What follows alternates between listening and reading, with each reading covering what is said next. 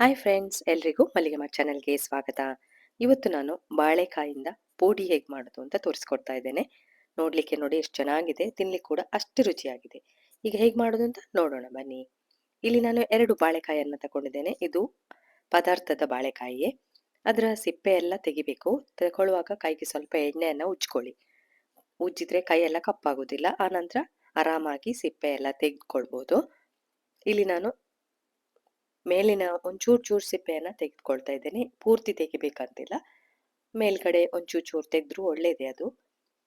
Fibre content ಎಲ್ಲ ಇರ್ತದೆ ನೋಡಿ ಅದಕ್ಕೆ.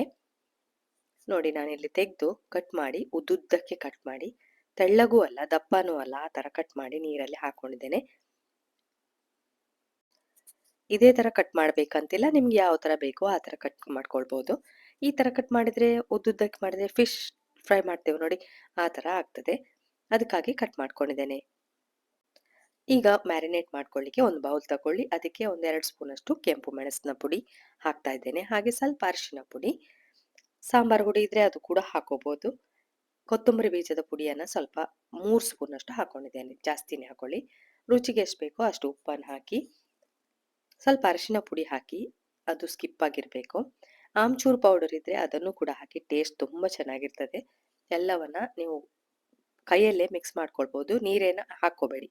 ನಂತರ ನೀರಲ್ಲಿದ್ದ ಬಾಳೆಕಾಯಿಯನ್ನ ತೆಗೆದು ಪೌಡರಲ್ಲಿ ಹಾಕಿಡಿ. ಅದನ್ನ ನೀವು ಮಿಕ್ಸ್ ಮಾಡ್ಕೊಳ್ಳಿ. ಅಂದ್ರೆ ಅದರ ಮೇಲ್ಗಡೆ ಎಲ್ಲ ಅದು ಫಿಲ್ ಆಗ್ತದೆ. ಹೀಗೆ ಮಾಡ್ಕೊಂಡ್ರೆ ಫಿಲ್ ಆಗ್ತದೆ. ಆಗ್ಲಿಲ್ಲ ಅಂದ್ರೆ ಕೈಯಲ್ಲಿ ಅದನ್ನ ಎಲ್ಲ ಹಚ್ಕೊಳ್ಳಿ. ಮೆಣಸಿನ ಪುಡಿಯನ್ನೆಲ್ಲ ಅಂದ್ರೆ ಮಿಕ್ಸ್ ಮಾಡ್ಕೊಂಡ ಪೌಡರ್ ಇದೆ ನೋಡಿ, ಅದನ್ನೆಲ್ಲ ಹಚ್ಕೊಂಡು ಒಂದು ಅರ್ಧ ಗಂಟೆ ಅದನ್ನ ಹಾಗೆ ಬಿಡಿ. ಆಗ ಕರೆಕ್ಟ್ ಆಗಿ ಕೋಟ್ ಆಗ್ತದೆ ಅದಕ್ಕೆ. ನಾನು ನಿಮ್ಗೆ ತೋರಿಸ್ತೀನಿ. ಈಗ ನಾನು ಇದನ್ನ ಹಾಗೆ ಇಟ್ಟಿರ್ತೇನೆ. ನೋಡಿ ಯಾವ ರೀತಿ ಕೋಟಿಂಗ್ ಆಗಿದೆ ಅಂತ. ತುಂಬಾ ಚೆನ್ನಾಗಿ ಮೆಣಸೆಲ್ಲ ಹಚ್ಕೊಂಡಿದೆ. ಉಪ್ಪು ಖಾರ ಎಲ್ಲ ಒಳ್ಳೆ ಹಿಡ್ಕೊಳ್ತದೆ. ಈಗ ಇನ್ನೊಂದು ಪ್ಲೇಟ್ ತಕೊಳ್ಳಿ. ಅದಕ್ಕೆ ಸ್ವಲ್ಪ ಅಕ್ಕಿ ಹಿಟ್ಟು, ನಂತರ ಒಂಚೂರು ರವ ಇದ್ರೆ ಅದನ್ನು ಹಾಕೊಳ್ಳಿ. ಇಲ್ಲದ್ರೆ ಕಡಲೆ ಹುಡಿ ಇದ್ರೂ ಆಗ್ತದೆ. ಇಲ್ಲಿ ನಾನು ರವ ಹಾಕ್ತಾ ಇದ್ದೇನೆ. ರವವನ್ನ ಉದುರಿಸಿ ನಂತರ ಎಲ್ಲ ಮಿಕ್ಸ್ ಮಾಡ್ಕೊಳ್ಳಿ. ಈಗ ಅಕ್ಕಿ ಹಿಟ್ಟು ಜಾಸ್ತಿ ಆಯ್ತು, ಅದಕ್ಕಾಗಿ ನಾನಿಲ್ಲಿ ಪುನಃ ಸ್ವಲ್ಪ ರವವನ್ನ ಸೇರಿಸ್ಕೊಳ್ತಿದ್ದೇನೆ. ಹಾಕಿ ಎಲ್ಲವನ್ನ ಮಿಕ್ಸ್ ಮಾಡಿ, ಅಕ್ಕಿ ಮತ್ತು ರವೆ ಎಲ್ಲ ಮಿಕ್ಸ್ ಆಗಬೇಕು. ಈಗ ಇದರಲ್ಲಿ ನಾವು ಮ್ಯಾರಿನೇಟ್ ಮಾಡ್ಕೊಳ್ತೇವೆ ನೋಡಿ ಬಾಳೆಕಾಯಿ, ಅದನ್ನ ಕವರ್ ಮಾಡ್ಕೊಳ್ಬೇಕು. ಆರಾಮಾಗಿ ಕವರ್ ಆಗ್ತದೆ, ಏನು ಕಷ್ಟ ಇಲ್ಲ, ನೋಡ್ಕೋಬಹುದು ನೀವು. ಒಳ್ಳೆ ಕೋಟ್ ಆಗಿದೆ. ಇದನ್ನ ಈಗ ಫ್ರೈ ಮಾಡ್ಕೊಳ್ಳೋದು. ಇದನ್ನ ಎಲ್ಲ ಹಚ್ಚಿ ಒಂದ್ ಕಡೆ ಪ್ಲೇಟ್ ಅಲ್ಲಿ ಇಟ್ಬಿಡಿ. ಆರಾಮಾಗಿ ಬೇಗ ಬೇಗ ಇಡ್ಲಿಕ್ಕೆ ಆಗ್ತದೆ, ಅಂದ್ರೆ ಫ್ರೈ ಮಾಡ್ಕೊಳ್ಳಿಕ್ಕೆ ಆಗ್ತದೆ. ಪ್ಯಾನಿಗೆ ಸ್ವಲ್ಪ ಎಣ್ಣೆಯನ್ನು ಹಾಕಿ, ಇದು ಶಾಲೋ ಫ್ರೈ ಮಾಡುದು, ಡೀಪ್ ಫ್ರೈ ಅಲ್ಲ. ಒಂದು ಅಗಲವಾದ ಪ್ಯಾನ್ ತಗೊಂಡಿದ್ದೇನೆ ನೋಡಿ, ಅದಕ್ಕೆ ಎಣ್ಣೆ ಹಾಕಿ ಒಂದೊಂದೇ ಬಾಳೆಕಾಯನ್ನ ಇಡಬೇಕು. ಬಾಳೆಕಾಯಿ ಬೇಯಲಿಕ್ಕೆ ಹೆಚ್ಚೊತ್ತು ಬೇಡ, ಬೇಗ ಆಗ್ತದೆ, ಬೇಗ ಬೇಯ್ತದೆ ಇದು. ಆದ್ರಿಂದ ಶಾಲೋ ಫ್ರೈ ಮಾಡಿದ್ರೆ ಸಾಕಾಗ್ತದೆ. ಸ್ವಲ್ಪ ಎಣ್ಣೆ ಬೇಕಾದ್ರೆ ನೀವು ಜಾಸ್ತಿ ಹಾಕೊಳ್ಬಹುದು.